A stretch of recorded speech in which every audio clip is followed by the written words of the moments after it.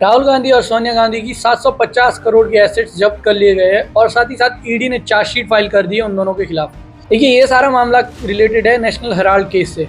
आपने इसके बारे में सुना तो ज़रूर होगा, लेकिन मैं आज आपको डिटेल में बताता हूँ ये नेशनल हेराल्ड केस है क्या। आप ये जान लीजिए, एक इंडिया में इंग्लिश न्यूज़पेपर हुआ करता था नेशनल हेराल्ड। देखिए, 2012 में जब सुब्रमण्यम स्वामी जी ने एक कंप्लेंट फाइल की थी जिसमें सोनिया गांधी और राहुल गांधी जी के ऊपर एलिगेशन लगाते ये कहा था कि जो उनकी यंग इंडियन कंपनी है उसने बहुत ही मिसलीडिंग तरीके से और बहुत ही इनअप्रोप्रिएट तरीके से एसोसिएटेड जर्नल्स लिमिटेड की जो एसेट्स है वो अक्वायर कर ली है। देखिए, एसोसिएटेड जर्नल लिमिटेड है क्या? ये हेराल्ड न्यूज़पेपर जो था उसी के पब्लिशर हुआ करते थे, एसोसिएटेड जर्नल लिमिटेड। लेकिन 2010 में कंपनी एस्टेब्लिश की जाती है यंग इंडियन लिमिटेड। इसके जो मेजर स्टेक्स है वो राहुल गांधी और सोनिया गांधी जी के नाम पर ही है। और आगे चलकर जो यंग इंडियन ये कंपनी है ये एसोसिएटेड जर्नल लिमिटेड कंपनी को अक्वायर कर लेती है।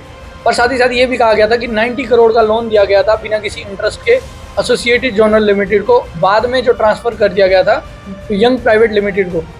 ईडी ने इस केस की शुरुआत की थी, उस समय मनी लॉन्ड्रिंग के चार्जेस लगे गए थे और ये भी कहा गया था कि जो भी एक्विजिशन हुई है ये एसोसिएटेड जर्नल लिमिटेड से यंग इंडियन प्राइवेट लिमिटेड के लिए वो मिस अप्रोप्रिएट तरीके से हो गई है। साथ ही साथ एक बहुत ही कमाल का फैक्ट यहाँ पर आता है, एसोसिएटेड जर्नल लिमिटेड के पास रियल एस्टेट में बहुत ज़्यादा एसेट्स थे जो 2000 करोड़ से ज़्यादा थे। लेकिन ये कहा जाता है कि वो यंग इंडियन प्राइवेट लिमिटेड को सिर्फ 50 लाख रुपए में ट्रांसफ़र कर दिए गए थे।